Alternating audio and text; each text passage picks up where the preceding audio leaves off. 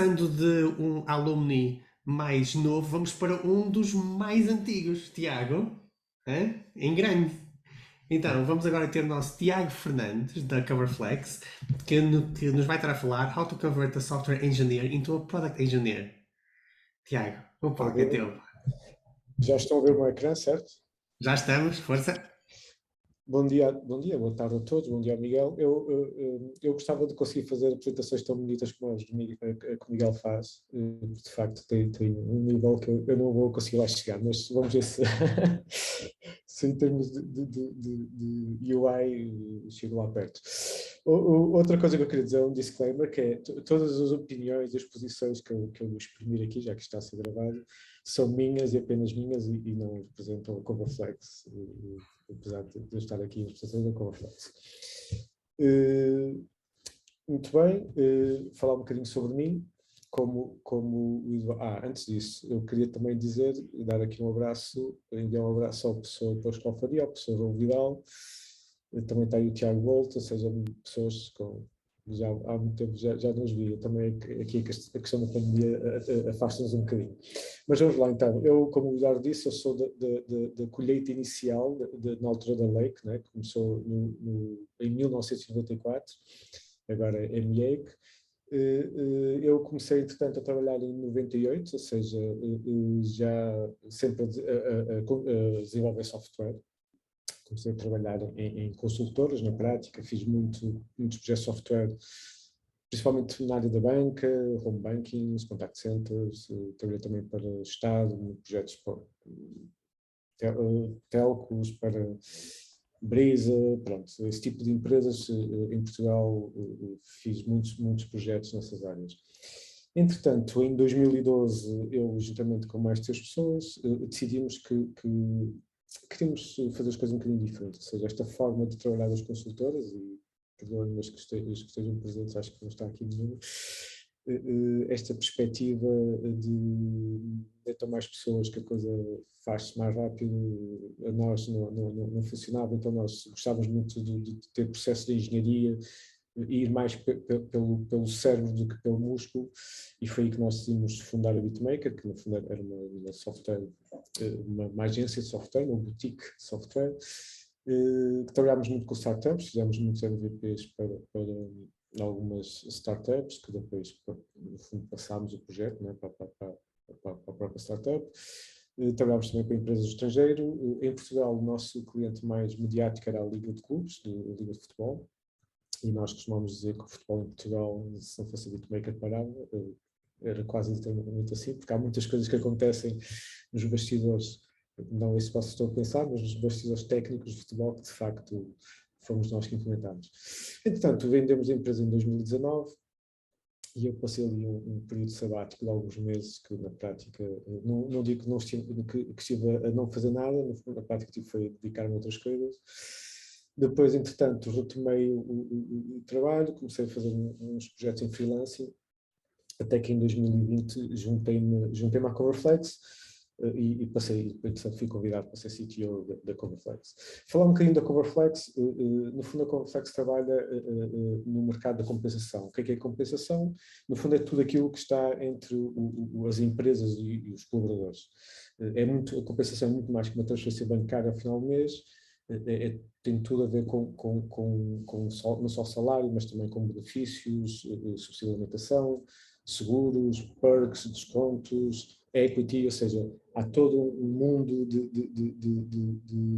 de coisas que as empresas usam para compensar os seus funcionários. E este mundo está, digamos assim, variado, não é? E o nosso objetivo é resolver um bocado este problema. Por um lado, para o lado das empresas, é sermos o one-stop shop para as empresas, né? Elas podem, no fundo, gerir toda a compensação, no fundo, a lógica de compensação aos empregados, e do lado dos empregados, no fundo, temos aqui a lógica o poder da escolha, né? Ou seja, não haver necessidade de fazer escolhas à cabeça, e dar a melhor experiência digital a toda a gente. Só para terem uma ideia de onde é que nós estamos neste momento, nós lançámos o nosso MVP no início do ano passado, e são números do 2021, não é? temos um GMV, isso é o Gross Merchandise Value, ou seja, todo o valor que passa pela CoverFlex chegou aos 17,5 milhões de euros. Os nossos clientes, nós temos mais de 600 clientes, empresas, sendo que a maior parte destes logotipos que estão aqui a ver à minha volta, a maior parte deles são nossos clientes. Os nossos clientes, durante o ano passado, carregaram 13,4 milhões de euros na CoverFlex, ou seja, carregaram dinheiro para depois os seus funcionários utilizarem benefícios, que chegou no fundo, a utilização de benefícios foi de 9,4 milhões de euros. E depois do lado direito temos ali a distribuição dos benefícios que foram utilizados, cartão de refeição, PPRs, vales de infância, etc. Eu mostro estes números porque isto de facto é impressionante, não é? Nós lançámos o MVP no início do ano passado e ao fim do ano nós temos tido esta taxa de crescimento, o que para mim é entusiasmante e é brutal mesmo, porque nós estamos só em Portugal e este ano vamos lançar novos mercados, prevemos lançar de 3 a 5 países este ano. Chega de falar especificamente da CoverFlex, mas eu queria falar sobre o tipo de empresas onde a CoverFlex se posiciona, que é uma empresa de produto, ou seja, que tem este mindset de produto, é uma startup de crescimento rápido em que se pretende, no fundo faz coisas inovadoras e pretende que tenha um crescimento que escala muito rápido. E isto, no fundo, em contraponto às empresas mais tradicionais, mais burocráticas, com projetos mais demorados, mais quadrados, digamos assim, nada contra as empresas anteriores que tiveram, mas são dois mundos de facto diferentes. E falar um bocadinho sobre o que é este mindset de produto, o que é este product-led approach, no fundo. Tem aqui três pilares desta perspectiva, no fundo é um mindset de aprendizagem contínua, em que se pretende que se mova rapidamente através de pequenos incrementos. O primeiro pilar, no fundo, é este outside-in approach. Eu peço desculpa que eu preparei a apresentação em inglês, o discurso em inglês, porque posso dar aqui uns estrangeirismos, mas vocês vão perdoar.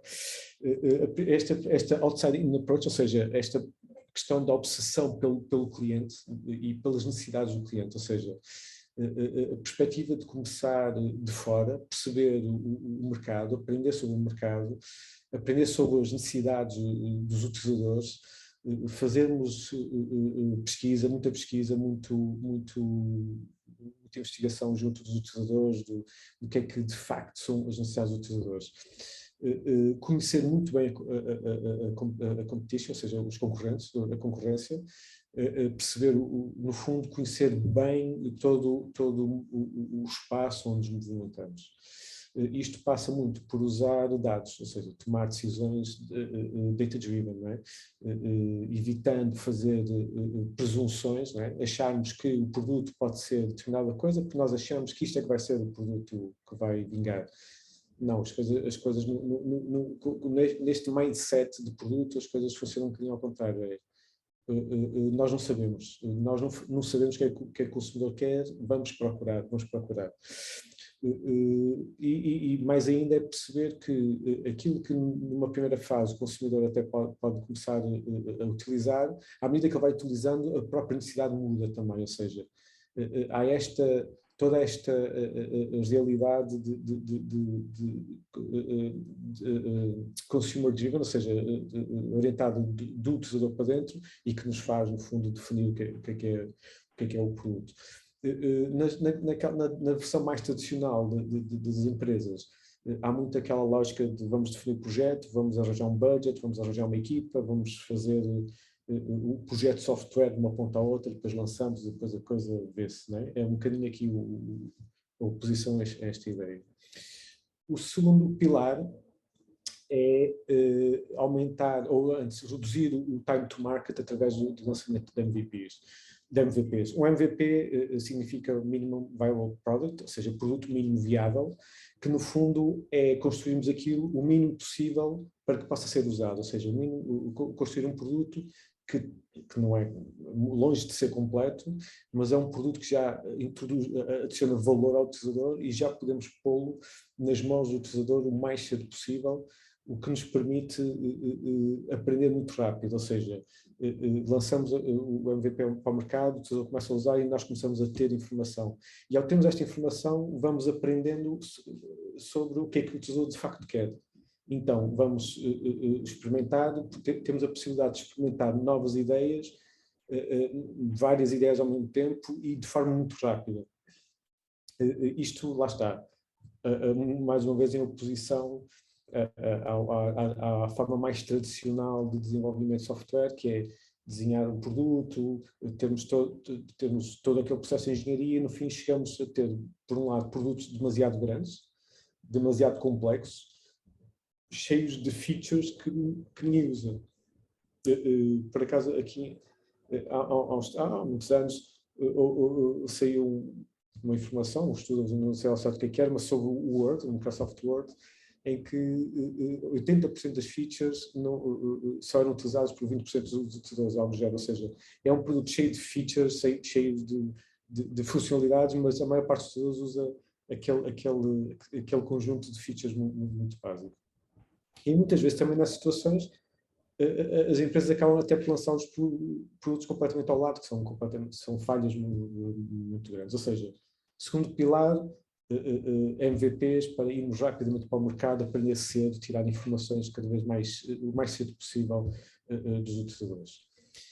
O terceiro pilar, no fundo, é depois, então, amadurecer o produto através de interações, ou seja, irmos para este ciclo muito repetitivo, mas que funciona muito bem, que é formular hipóteses, ou seja, a partir dos dados, ok, nós achamos que é isto, a partir desta informação que temos, achamos que é isto que os utilizadores necessitam, vamos fazer uma versão muito rápida para colocar nas mãos deles e vamos testar.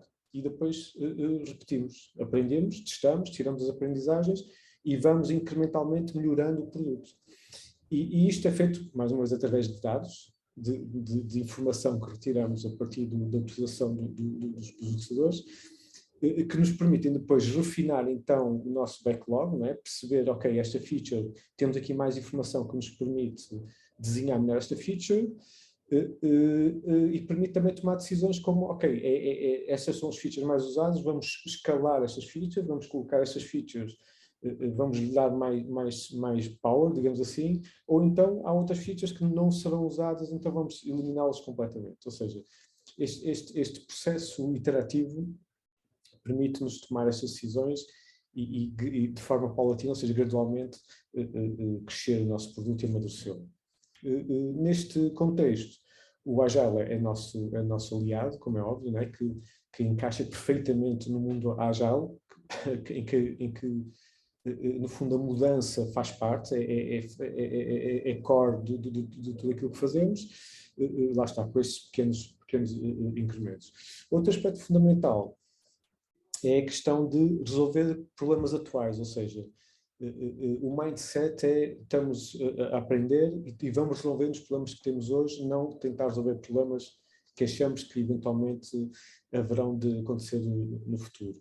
Isto faz com que também nós tenhamos que ser, na prática, confiantes e estarmos confortáveis com uma abordagem evolutiva em termos dos desafios técnicos, ou seja, há aquela questão também muito tradicional, quando se desenha um produto, ok, o produto tem que servir para não sei quantos utilizadores, tem que escalar, tem que crescer, vamos logo fazer aqui algo full-fledged desde o início e a coisa pode ser um flop, ou seja, nós vamos fazendo as coisas de forma gradual, porque nós no início não sabemos ao certo, como o Miguel dizia há bocado, não sabia em termos de carreira o que é que ia fazer. Muitas vezes o produto, nós também não sabemos muito bem o que é que o produto vai ser daqui a uns tempos, ou seja, só devemos investir de facto na capacidade nas questões mais técnicas, quando nós já temos certezas, quando o produto já tem tração e quando as coisas de facto podem evoluir. Este product mindset lá está, é muito típico de empresas startups de crescimento rápido. Agora vamos ver então o que é que é? No fundo, falar um bocadinho do engenheiro de software mais tradicional, digamos assim, que no fundo é aquilo que sai das escolas, não é? Das escolas de engenharia. E nisto a academia é de facto muito boa em termos como fonte de conhecimento, não é? Como em termos de formar pessoas para o conhecimento, e temos aqui uma das melhores, não é? Todos sabemos que, não tenho dúvidas, vocês que ainda estão a estudar, que a FEUP é de facto uma das melhores. E uma das coisas, se calhar, que mais importantes que a FEUP me ensinou como engenheiro foi como resolver problemas. Não é? Ou seja, independentemente depois da área de engenharia, a parte de resolver problemas é um bocado transversal a todas as engenharias. Mas depois, claro, como engenheiro de software, como engenheiro de software ensinou-me também a construir software, não é? Ensinou-me bem, diga-se de passagem. E, no fundo, aprendemos um monte de tecnologias, um monte de linguagens, frameworks, paradigmas, e isto é algo que nos acompanha a vida inteira, não é? Uma das coisas que podem ter a certeza é que nunca pararemos de aprender, porque estamos numa área que, de facto, as coisas evoluem muito rapidamente e temos mesmo de acompanhar. Há 20 anos atrás as coisas eram muito diferentes em termos de tecnologias, a forma como se faz as coisas, e daqui a 20 anos será ainda muito diferente. E então o engenheiro de software tradicional, que está aqui tratado pelo Dilbert, é a primeira vez que eu uso o Dilbert numa apresentação e gostei bastante de poder usar. No fundo, depois há esta lógica, ok, aprendemos também a fazer projetos de software, não é? Nós sabemos todos os processos, a escolha dos requisitos, o design, a arquitetura, a implementação, o teste, ou seja, todo aquele ciclo de desenvolvimento de software, que foi que eu fiz durante anos e anos a fio, né, nas consultoras, grandes projetos que eu fiz, uns mais, outros menores, que no fundo é um bocadinho para aquelas empresas mais tradicionais, mais cheias de processos, burocracias, assim um bocadinho mais chatas, é assim o fit perfeito. Mas nesta lógica um bocadinho de mindset de produto não é suficiente. E aí então temos o nosso Product Engineer, né? O nosso engenheiro de produto. Tipicamente quando se fala em engenheiro de produto está-se a pensar em engenheiros mecânicos, né? Há bocado também a Alina e a Sara estavam a falar de design de produto. Quando se fala de design de produto também falava-se do produto físico. Hoje em dia, quando falamos em design de produto e product engineer, estamos a falar de produtos tecnológicos, né? Produtos de software. Então, o que é um engenheiro de produto? No fundo, um product engineer é um engenheiro de software, porque ele, claro, tem que saber construir software. Não há dúvidas, é alguém que sabe fazer software. E depois, é alguém que trabalha com gestores de produto e product designers, ou seja, trabalha em equipas multidisciplinares e não fechado num departamento de engenharia. Okay? Ou seja, é alguém que tem que ter este mindset de produto. E ter este mindset de produto implica conhecer bem tanto os clientes, os utilizadores, conhecer bem o produto e ter um conhecimento profundo e genuíno, ou seja, e o interesse também é genuíno. Ou seja, não é só aquela questão de alguém tem que mudar os requisitos, alguém tem que fazer o design e depois eu implemento as coisas, vai muito para além disso. Ou seja, há de facto aqui uma preocupação em relação ao problema que estamos a resolver e às features que estamos a entregar. Ajuda também, no fundo, a definir o roadmap, ou seja, geralmente há um roadmap para o produto, né, que definimos, ok, vamos fazer determinadas features, há um roadmap a longo prazo, mas claro que vai sendo sempre adaptado à medida que as coisas vão evoluindo. E a participação do Product Engineer é fundamental, não é? Porquê? Porque é necessário estimar e priorizar tarefas. Os recursos são escassos, as horas de engenharia são muito caras, então é preciso, de facto, tomar decisões. E tomar decisões tem a ver, muitas vezes, com perceber o esforço que implica fazer uma tarefa versus fazer outra, e depois o valor que uma tarefa traz em relação a outra. Ou seja, aqui a participação do Product Engineer é fundamental. O Product Engineer também aprende a partir dos dados, ou seja, sabe que aquilo que faz tem uma razão de ser, e a razão vem dos dados, e sabe interpretar a utilização, e sabe e percebe como obter esta informação para, de facto, melhorar o produto. Depois temos, se calhar, aquela que é a característica fundamental para um Product Engineer, que é ser pragmático.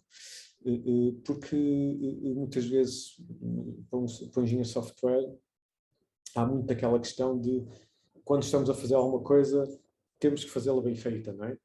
Temos que fazer sem bugs, ou sem bugs, claro que é impossível, mas com poucos bugs, temos que ter isto de forma robusta, e à medida que vamos ganhando experiência no mercado e fazendo coisas, nós vamos percebendo que temos que ter as coisas robustas, preparadas para ser escalável, preparados para ter montes de utilizadores. A questão é, nós temos que ser pragmáticos, ou seja, um Product Engineer tem que ser pragmático, e tem que perceber que há alturas em que nós vamos escrever código que vai ser para o lixo.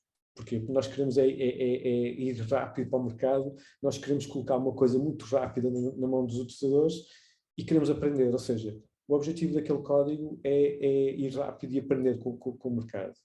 E há outras alturas em que então já sabemos que temos algo amadurecido, e já sabemos que aquele componente vai ser, de facto, o componente que vai suportar o nosso produto para os próximos anos. Então aqui sim temos que fazer código, temos que implementar algo seguindo as boas práticas de engenharia, pensar na escalabilidade, na performance, etc. Ou seja, é super necessário este pragmatismo de eu perceber, ok, eu aqui não posso ser perfeccionista, eu tenho que ser rápido. Então aqui sim, aqui tenho que fazer as coisas, no fundo, do ponto de vista da engenharia, como devem ser feitas. Isto leva a que também o Product Engineer não tem medo de technical debt, né, de dívida técnica. Ou seja, o Product Engineer sabe que a dívida técnica é uma coisa normal, e é uma coisa que é gerível e tem que ser gerida. E é gerida consoante o estado do produto, é gerida consoante o estado da empresa e onde é que queremos chegar, e tendo em conta as prioridades. Obviamente que há alturas em que estamos a fazer coisas que são para ser lançadas rápido no mercado, leva a que mais tarde teremos que fazer refactoring, teremos que alterar algumas coisas, porque já, entretanto, provamos que aquelas coisas, de facto, vão ser necessárias a longo termo, então teremos que fazer um refactor. Mas isto é uma gestão natural que é feita da dívida técnica, e nunca pode ser, a dívida técnica pode ser vista como algo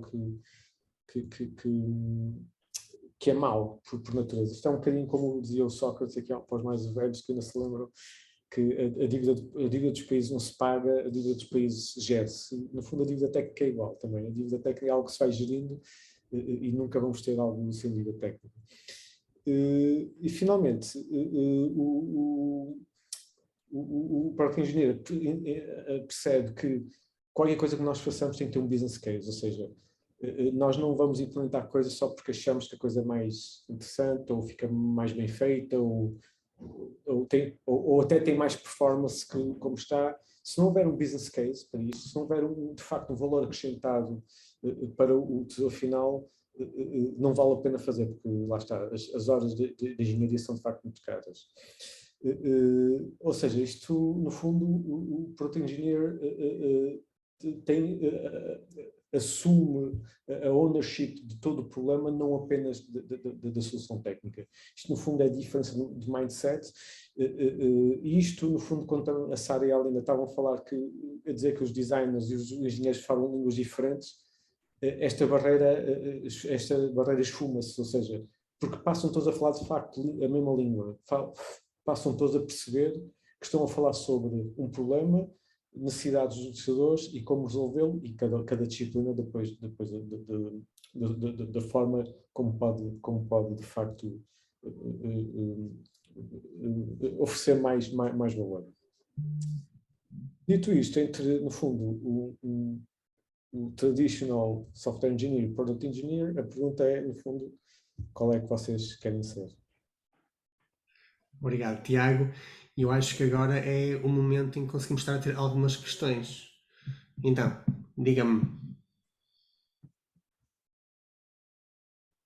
Eu acho que nós vamos aproveitar, já que o Tiago não só nos esteve a dar várias dicas sobre como é que funciona uma Lean Startup e pode estar a falar disto das várias perspectivas de quando esteve em cada uma das situações. Logo, tem que aproveitar. Para só a partilha, exato. Não, não, já está. Então, Eu fiz uma boa gestão do tempo, devo dizer, que não estava a esperar. Eu tenho uma questão que Ricardo, é força. acerca desta parte final sobre lançar os produtos o rapidamente possível. Eu não sei se o Tiago joga jogos, Se joga, mas faz um tempo, por acaso. recentemente saiu um jogo praticamente inacabado, que chama-se New World, da Amazon, que deu muitos problemas e depois aquilo a tentar fazer refactoring. Aquilo foi, ainda foi pior. Foi pelo que eu soube. A minha questão é, pela minha experiência, o querer ir o mais rápido possível para o mercado é muito mau, porque é assim, pode-se ter o risco de ganhar mais clientes, mas pode-se ter o risco ainda maior, que é o cliente não ficar satisfeito e basicamente meter numa lista negra essa empresa. Isso é uma excelente pergunta, Ricardo. E eu pensava que estavas a falar do outro jogo, que era não já não lembro do nome, que foi um flop também monumental. Não era o da Amazon, era É o Anthem, que era não, da BioWare, também foi. okay, Também lançaram um jogo pronto, literalmente inacabado. certo. Será o Cyberpunk 2077, Cyberpunk, Tiago? Sim, exatamente. sim. Cyberpunk também Cyberpunk. foi outro jogo racha de fundador. A questão é, quando se diz MVP, o V do meio é viable, né? Viável. E viável significa, no segundo contexto, que é algo que de facto traz valor ao utilizador. Quando estamos a falar de um jogo, de um videojogo, não é? Nós sabemos o que é ser viável, ou seja, não faz sentido teres um jogo que não funciona ou que traz frustração aos utilizadores. E aí, claro, que neste caso específico, o ser o mais cedo possível para o mercado funciona em certas situações. E eu sei, por exemplo, que aquela plataforma de Counter-Strike, como é que se chama? Plataforma de Counter-Strike, a Valve, não é? Que tem Sim, Valve. uma plataforma para desenvolvedores independentes lançarem os seus jogos para as pessoas começarem a testar. É, no fundo, uma forma é um MVP, são no fundo trials, não é? Mas que a comunidade começa a jogar e começa a dar feedback e faz parte do desenvolvimento do jogo. É o MVP correto, não é? É o É um MVP, MVP correto. Exatamente. Sim, é uma coisa, desculpa. é uma coisa que hoje em dia não se faz demos, faz-se uns betas e uns alfas, mas depois esquecem-se de fazer, de olhar para o feedback e fazer os bug fix. E literalmente, eu digo jogos, mas também há outros programas que eu também já precisei deles para outras situações, em que eles diziam que tinha esta feature e quando eu fui lá ver não estava lá a feature. Eles, isso ainda não está implementado, vamos implementar na próxima iteração e mais não sei o quê. É uma coisa que tipo, lá está. Eu acho que na minha opinião, acho que rusha sem verificar ou se aquilo está a funcionar minimamente, acho muito mau. Há duas coisas, há Sim. temas diferentes. Uma coisa Sim. é tu lançares uma coisa, prometeres uma coisa e de facto lançares e não ser aquilo que tu prometes. Outra coisa é tu lançares e saberes que o nível de features é reduzido, mas estás a ser como é que se diz? Sincero, estás a ser honesto, não é? E se tu pensares bem, à tua volta tens muitos produtos que vão evoluindo, as features vão crescendo, o próprio Instagram e que já são produtos muito evoluídos, estão sempre a evoluir em termos de features. Agora, os que começam mais cedo vão começando com coisas pequenas e à medida que vão lançando as coisas vão evoluindo. Há bugs, claro que é normal haver bugs, mas aqui a questão é o valor que tu entregas ao utilizador. Se tu lanças coisas e que não entrega o valor ao utilizador, então os produtos vão morrer, não tens dúvidas. Ou seja, se tu não consegues entregar valor, não vale a pena.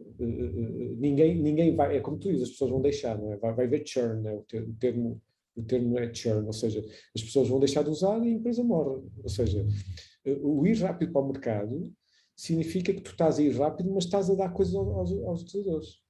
Claro que nesta fase, principalmente nas fases iniciais, claro que há ali uma franja de utilizadores que tu não vais deixar contentes e que vais perdê-los, mas isto faz parte do crescimento das empresas, ok? Uhum. E não quer dizer que mais tarde, por exemplo, não voltes a readquirir os utilizadores porque passaste a ter mais features, passaste a ir mais ao encontro das expectativas deles. Mas aqui a questão também é, tu não vais agradar a toda a gente, não é? Ou seja, esta lógica de encontrar o product market fit, no fundo é também o termo técnico, de encontrares o produto de facto que te faz um fit com o mercado, ou seja, que tem aquilo que o mercado quer, passa por este caminho, e faz parte também às vezes alguns danos colaterais, digamos assim. E na indústria de jogos é mais difícil, de facto. Sim, porque, digamos, eu acho que às vezes é muito mais pela pressão dos shareholders que querem ir às vezes rápido demais, e os programadores às vezes têm a ideia, isto ainda não está bem pronto, tem só mais um bocadinho de tempo, e eles dizem não, e depois aquilo vai... Isso é mais gestão, digo eu. Pois, ou seja, estamos a voltar, assim, antes de mais, o que é um MVP? Eles não lançaram um MVP, eles lançaram uma porcaria cá para fora, e isso foi tão óbvio que eles nunca disseram que era um jogo acabado, por isso. E disseram que foi uma tentativa com o dinheiro de alguém. Bem, de qualquer forma, vamos avançar. Tiago, muitíssimo obrigado, é sempre bom estar contigo.